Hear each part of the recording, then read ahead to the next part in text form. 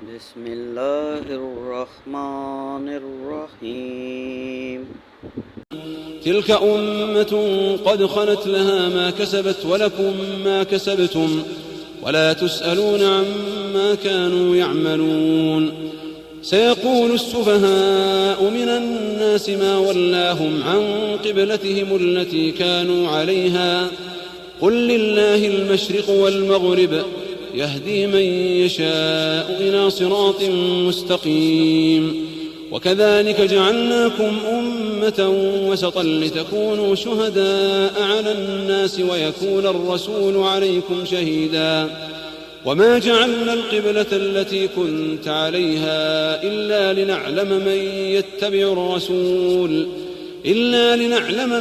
يتبع الرسول ممن ينقلب على عقبيه وإن كانت لكبيرة إلا على الذين هدى الله وما كان الله ليضيع إيمانكم إن الله بالناس لرءوف رحيم.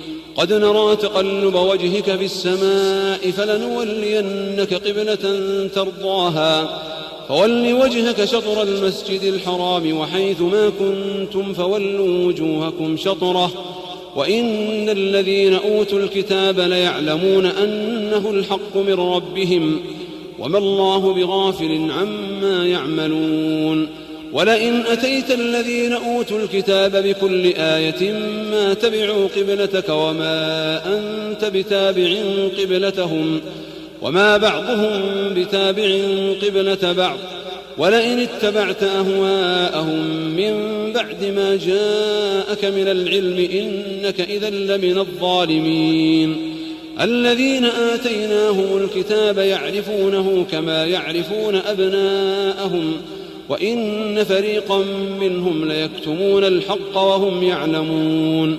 الحق من ربك فلا تكونن من الممترين.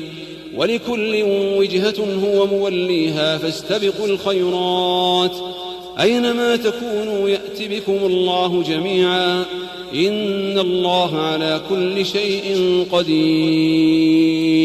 ومن حيث خرجت فول وجهك شطر المسجد الحرام وإنه للحق من ربك وما الله بغافل عما تعملون. ومن حيث خرجت فول وجهك شطر المسجد الحرام وحيث ما كنتم فولوا وجوهكم شطره لئلا يكون للناس عليكم حجة إلا الذين ظلموا منهم فلا تخشوهم واخشوني ولأتم نعمتي عليكم ولعلكم تهتدون.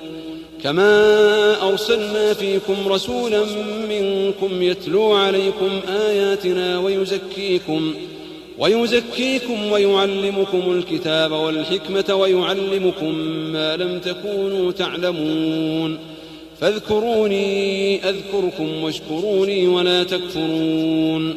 يا أيها الذين آمنوا استعينوا بالصبر والصلاة إن الله مع الصابرين.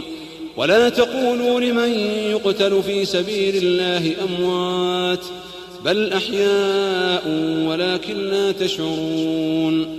ولنبلونكم بشيء من الخوف والجوع ونقص من الأموال والأنفس والثمرات وبشر الصابرين الذين إذا أصابتهم مصيبة قالوا إنا لله وإنا إليه راجعون.